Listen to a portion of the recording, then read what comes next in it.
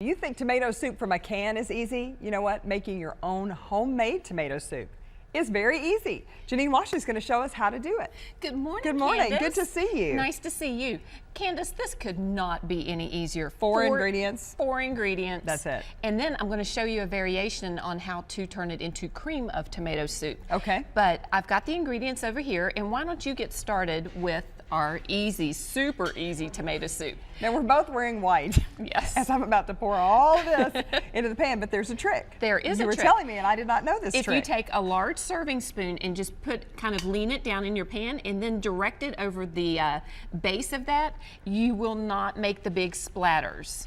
And look at that. I mean, you even lifted that up. I'm going to do something before this is over to have this all over me. It's guaranteed. What is this? This is tomato puree. It's 2 cans, so it's about 30 ounces or 4 cups of tomato puree if you buy it in bulk. Okay. And then we're going to add some chicken stock to it. Okay. You can add vegetable broth or even water. Sometimes if I have tomato juice on hand, I like to add tomato juice and really ramp up that flavor.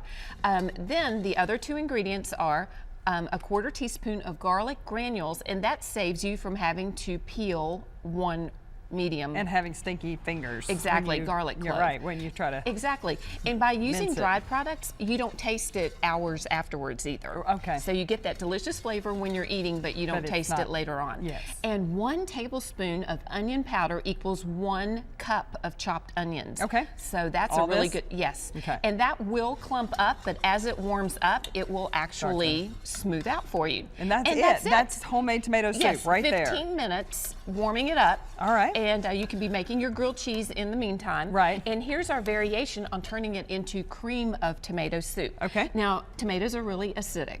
We just know that, and they've Right. got that tang. So what we add is a 1/4 teaspoon of baking soda. Okay. And it'll foam up a little bit. Yeah. Looks like a science experiment. It really does. And then we can add a 1/4 cup of milk. Now the way, if you're like, I don't really want to do that, and you have some heavy cream, pure heavy cream. Yes. That'll make it really good. The fat will actually surround the milk proteins, and you can pour that directly in without doing the baking soda trick. But if you want pure tomato flavor with none of that acidic bite, and if you're feeding this to someone who's getting over a cold or the flu, they want that flavor, maybe not that acidic bite, you know, because your taste is a little bit more off. creamy. This is a wonderful way to do it. And as you can see, we've got perfect tomato soup without the curdled milk. And then here we go with our garnishes. So this is our cream of tomato soup. It's perfectly creamy. Okay. And how do you like to top Look, it? I've gotten tomato on. I told you I was going to do it. I got it on my sleeve. We've got cheese. We've got crushed chips. Okay, let's put some or cheese. maybe I could tempt you with these adorable.